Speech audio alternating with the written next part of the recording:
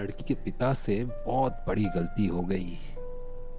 मैंने मन्नत मांगी थी कि वसु के ब्याह के तुरंत बाद ही कुल देवी के मंदिर जाऊंगा, पर जाने में मारे को देरी हो गई। इसलिए मैं आज ही जाना चाहता हूँ ताकि वसु का वैवाहिक जीवन बिना किसी अड़चन के शुरू हो सके। और अगर दिवाली में वसु का अपने सासरे में गृह प्रवेश हो सके तो मैं भी गंगा नहा लूंगा। बिल्कुल होगा हनुमंत। वो हुकुम से मिलना था। हनुमंत वो किसी पूजा में व्यस्त है, थोड़ा समय लगेगा, लेकिन तुम और इंतजार मत करो। देखो लंबा सफर है, बस छूट गई तो दिक्कत हो जाएगी। अगर कोई खास बात है तो मुझे कह दो, मैं तुम्हारी हुकुम से बात कर लूंगा। जी, आपकी बहू 2 दिन के लिए हमारे घर में है। अगर अपने सासरे में होती तो चिंता ना होती। बस उसे संभाले रहिएगा। ये भी कोई कहने की बात है हनुमंत, मैं उसका पूरा ख्याल रखूंगा, चिंता मत करो। धन्यवाद बड़े हुकुम। माफ करना हनुमंत, तुमसे झूठ बोलना पड़ा ताकि तुम चंद्रिका से ना मिल पाओ। हनुमंत,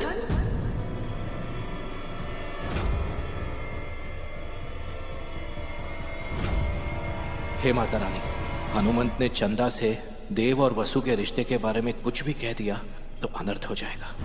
कहाँ जा रहे हो?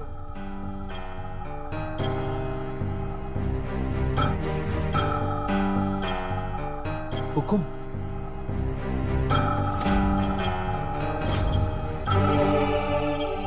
सा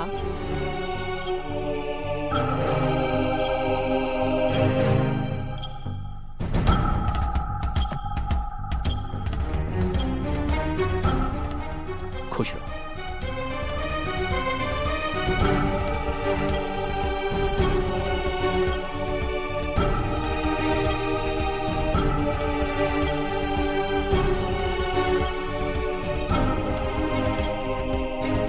सुबह सुबह अपना सामान लेकर कहाँ जा रहे थे? उम्र के साथ अब चीजें भूलने लगा हूँ हुकुम। मैंने वसु के नाम की मन्नत मांगी थी कुलदेवी से। जैसे ही सा, अरे बैठिए, आप बैठिए, हम आपके लिए पानी लेकर आते हैं।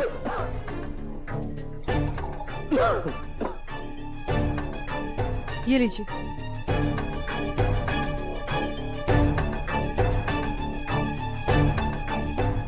अब ठीक है? मैं ठीक हूं चंद्रिका। हनुमंत,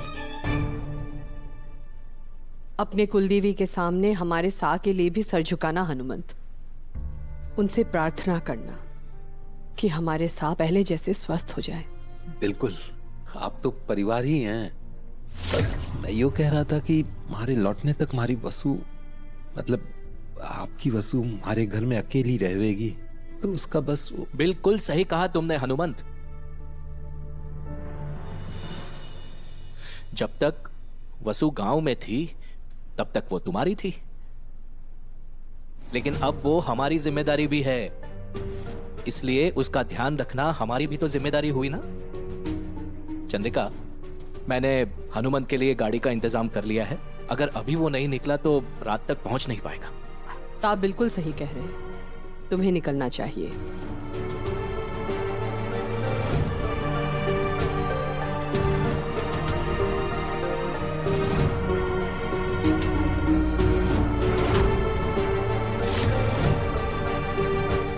सावित्री मौसी, ये वेदी के चारों ओर रंगोली बनाइएगा और लक्ष्मी माँ का आसन खूब अच्छे से सजाइएगा। और आपने वो दरवाजे के पास लक्ष्मी माँ के पैर बनाए, प्लीज बना दीजिए ना। मदन काका, ये फूल और ले आइए, ऐसे फूल और एकदम ताजा फूल लेकर आना। मैं आज रंगोली खुद अपने हाथों से बनाऊंगी। वहां रख दीजिए। हाँ, ये दियों को ना एक सीधी रेखा में रखना है। समृद्धि के आगमन का रास्ता होता है, टेढ़ा नहीं होना चाहिए। इस दिवाली पे घर सचमुच जगमगा रहा है।